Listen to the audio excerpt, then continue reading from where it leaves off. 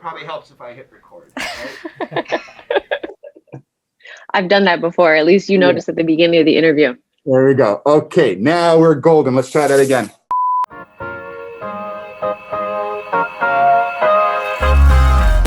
What's up, Raptors fans? It's Raptors Rundown, and my name's Mariah. But before we get to anything, I'm kicking it at Scotiabank Arena, still waiting on that Kyle Lowry statue.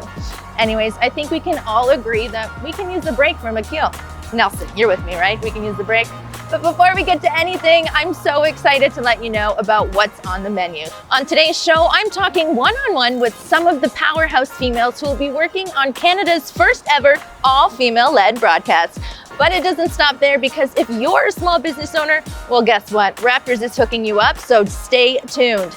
And lastly, well, someone told me Akil's working out with Macaw. So yeah, a lot is happening. On March 24th, it will be the NBA's first Canadian broadcast that will feature an all-women cast. I couldn't be more excited to sit down and ask what this moment means for the future of gender equality in Canada. Up first, we've got McPeek, who's a Canadian basketball play-by-play broadcaster who's currently calling the games for the Washington Mystics of the WNBA, as well as the Capital City Go-Go's of the NBA G League. Hey, Megan, thank you so much for joining us today. Thank you for having me, Mariah. I appreciate it. As we know, Wednesday is a huge deal. It's the first time we're going to have an all-female-led cast. So can you please explain your journey to what it took to get here and what this opportunity means to you? I went to Humber College here in Toronto, and that's, where I got my start, taking the broadcasting radio program there and getting some hands-on experience. It kind of just continued from there, getting experience over 4 seasons with McMaster University in my hometown of Hamilton. And from there, joining the National Basketball League of Canada as well, too. That's when I had the opportunity to join the 905 and be the first voice and the initial voice of them as they embarked on their inaugural season. And just from that and continuing to network and continuing to build myself as a broadcaster, it led me to where I am now in Washington, D.C. with the Go-Go, which is the Wizards affiliate in the G League, and as well to the Washington Mystics. It's been a very exciting career thus far, and I'm excited to be here. But when I look at this broadcast, I know for myself, growing up in Canada, there wasn't anyone that covered sports that looked like me. Whether it was, a woman or a woman of color, there were not anyone growing up. So to now have this come full circle and give that opportunity to little girls who may be watching, because as you know, the Raptors fan base is widely different and it goes coast to coast and around the world. So there's probably going to be little girls watching that will be able to think that they can do this, because as you know, representation matters and it's so huge. So to know that I am part of a broadcast that has that impact on little girls, I'm so thankful for. But we also have to give credit to those who came before us to afford us the opportunity to be in this position today. I think that's incredible. And I think the more that we can have people like you in these roles, the more young girls and young boys even can look up to the next generation and just do the best that they can. So I just want to elaborate a little bit more on why you think it's important for us to celebrate these moments. I do think representation is a huge part of that. But is there anything else that makes you feel necessary to really celebrate it? It's interesting. And for me, at least, I am so looking forward to the days when we don't have to have these conversations, because it will be quote unquote normal. So I'm really looking forward to that. And I'm truly hopeful that it will happen in my lifetime and I'll be able to see it. But realizing that we have not come there yet, I understand these conversations are necessary and these celebrations are necessary. You are a woman, and for us, International Women's Day is 24/7, 365. And it's not just that one day in March and the month of March as we celebrate, gender equity throughout the month of March. So for me and you, it's every single day that we experience this. But it's awesome to see that people more and more are celebrating women's accomplishments, whether it happens in the month of March, or whether it happens throughout the rest of the year. I think no matter what, male or female, and as well too, when you look at racial lines too, I think we need to celebrate accomplishments across the board, no matter who has them, what they are. We need to celebrate people and give them their flowers while they can enjoy it and they can celebrate with everyone. So as much as we need these conversations, I'm going to be happy when we no longer have to have them, because it means we've raised the bar on the equity level for both gender and race as well. Amy Otterberg is a basketball analyst for the Atlanta Dream, as well as our very own Raptors 905. So Amy, what's it like to be a woman in a generally male-dominated position, and what excites you to be a part of the crew for an all-woman broadcast here in Canada?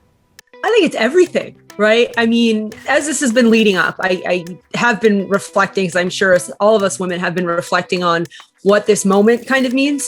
But when I reflect, I think of so many amazing men that have also uplifted and encouraged me. And this is celebrating them too, because without their mentorship, I don't think we would all be here, right? But that being said, it's really cool. I've never worked on a crew where it's all women. It's usually, as you said, male dominated. So usually you're the only one, right? And so I think this moment is going to be special for all of us, but really it's not about us 5 women. It's about what it means, and it's for everybody else out there. So I think definitely waking up, going to work, doing our jobs like we do, right? We're not waking up on March 24th and saying, hey, let's go in front of a camera. This is work we have been doing. So it's certainly another day to showcase that on the biggest stage in Canada. It's very, very exciting. So a lot of us may have started a small business over this past year because, face it, we've all got way more free time on our hands. So True Shield wants to make you a partner for a game. Have your business featured on the Raptors app, get a shout out from Matt and Jack, and see your logo on billboards and courtside. All you have to do is log into the Raptors app now. Don't say I didn't tell you. Kate Burness is a longtime TSN personality as well as Raptors reporter who's gotten OG Anunoby to open up like no one else. Kate, can you please tell us what it was like to break into this industry when you first started? So when I first started, I didn't really think a lot about it at the time, to be quite honest with you. I was 25. I was probably pretty naive coming into the job. And I think as I've gotten older, I reflect on a lot that's happened over the 12 years. I was just speaking recently on International Women's Day and telling them a story about when I wasn't allowed in a locker room, in a CFL locker room, because I was a woman. And that blows my mind to this day that was just 12 years ago, and certain things that we had to work through to get to where we are today. So when I was breaking in, I guess I didn't think of it as significant moments, but now I do, because I want to make sure that no one experiences stuff like that in the future. So that's my big thing moving forward. I guess lastly, this is more of a personal question for me, but is there any advice for any young girls or young women similar to me that are kind of just starting out in this journey that you would like to share with them?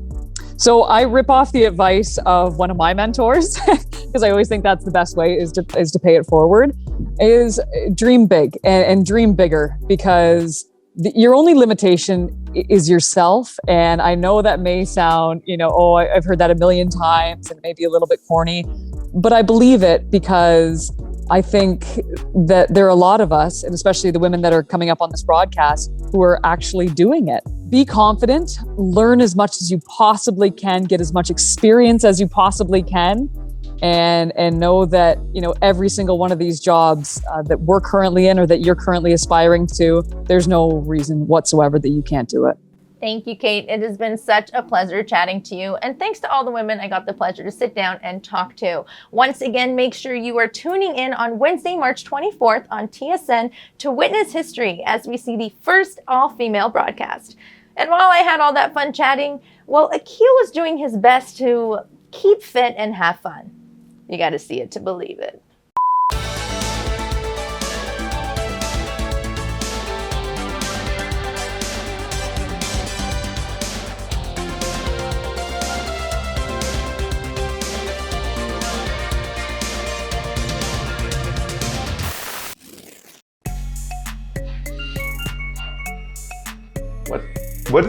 What's going on, Akil? What's up, Pat? All right, well, I got some questions for you. First and foremost, I know you've been, going through your rehab process. So you've been kind of like, on the sidelines watching the team. Talk to me about what you've seen from the Toronto Raptors, from your very rare perspective. A different side of it. Like, this is the longest I've been out, and I've gotten to see practices and training camp. It was a lot of new faces and new teammates on our team, but I've gotten to see a kind of a transition. We lost a couple key pieces, but we got the same core that we've always had, and to see those guys continue to work and fight through all the adversity and continue to play hard, it's been great to see, because that just gives me confidence and gives me hope to continue to work hard just as them. All right, man. So, I mean, you finally got to check in after the long rehab against the T-Wolves. What was that like for you? Oh, man, it was a blessing, honestly.